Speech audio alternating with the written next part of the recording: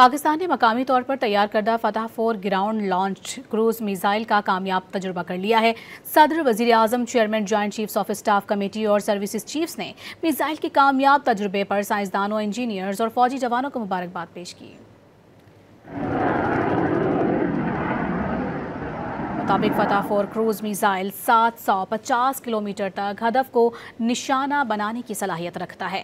ये जदीद एवियोनिक्स और नेविगेशनल सिस्टम से लेस है, जो कि दुश्मन के मिसाइल डिफेंस सिस्टम को नाकाम बनाने की सलाहियत भी रखता है।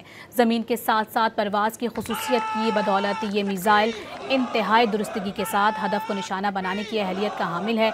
ये तजुर्बा आर्मी रॉकेट फोर्स के कमांड का हिस्सा है। इससे पाकिस्तान आर्मी के रिवायती मिसाइल सिस्टम्स की रेंज, महारत और बका की सलाहियत मज़ीद बेहतर होगी।